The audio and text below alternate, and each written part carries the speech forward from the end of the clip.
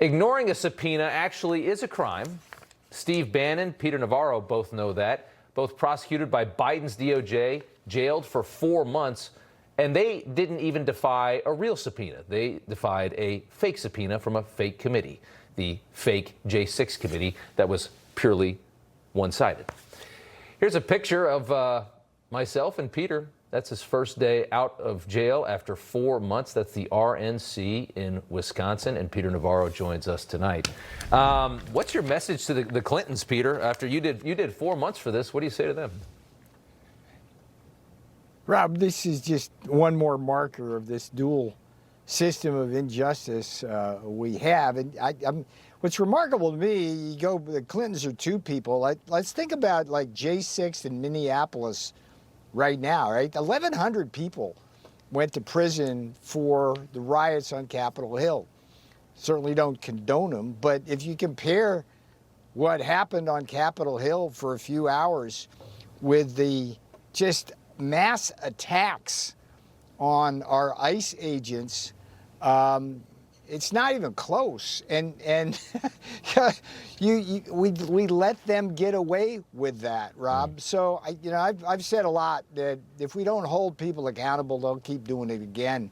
And the Waltz and Fry investigation is really heartening. Yeah. But I would like to see more people who were associated with putting me and Steve in prison and trying to put Donald Trump in prison for 700 years. I'd like to see a lot more of them under investigation and under indictment and even in court by now. We're going on a year into the administration. So do you think there's any spine at the DOJ to go after the Clintons for defying the subpoena? I think that starts with what the Congress is going to do, and the Congress. It's like one of the things that really I found ironic and troublesome from the Hill. We had a top leader. There's a big article about some top leader on the Republican leadership telling Trump to stop doing all that populist crap, expletive deleted, and it's like they're so out of touch at some level. Some of these guys. It's like the memo to the Hill. It's like Trump republicanism is what got every one of those guys elected in control of both the House and the Senate. And populism, I mean, Rob, if we lose the November 2026 election, it'll be more than Steve Bannon and I are trying to be put in prison. It's going to be a carnage. So that populist stuff, let's think about it, Rob. You and I usually talk economics, and that's what I'm really comfortable with. Yeah. Donald Trump in 1 year, it's going on 1 year now, has fundamentally restructured the entire international trading system. He's going to have the best year in economics in 2026 you've ever imagined because of what he's doing. And he's fundamentally restructured national security in terms of populist nationalism, America first, protect America. And the thing that the Republican guy who talked about populism hit on was 10% cap on interest rates. I mean, who as a candidate for Congress is going to go out and support 30% interest rates for the credit card companies? All that is about is corporate contributions from big credit and big pharma and big oil and all of that. And Donald Trump is fearless. Yeah. He's going after those folks on behalf of the American people. It's no tax on tips, populism. No tax on overtime, populism.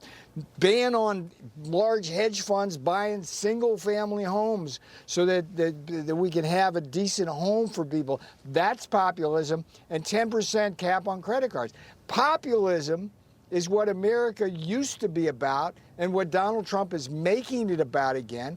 And everything he's doing, Rob, I mean, if you look at everything he's doing for 2026, we're going to have the fastest economic growth we've had in a long time without inducing inflation. We're going to return to rising real wages. There's a productivity boom going on as we speak. The trade deficit is down already to 2009 levels, and that helps get the factories and jobs back.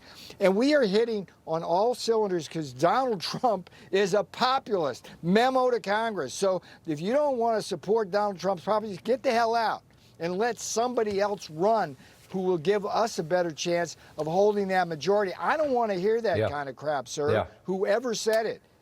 I like it. Get out of here.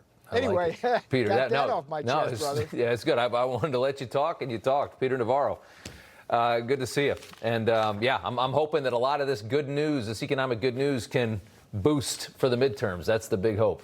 Good to see you, sir. Thank you.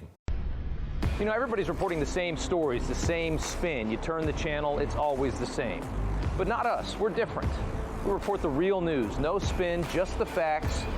Turn to us, and you won't turn back. Tune in to Rob Schmitt tonight on Newsmax.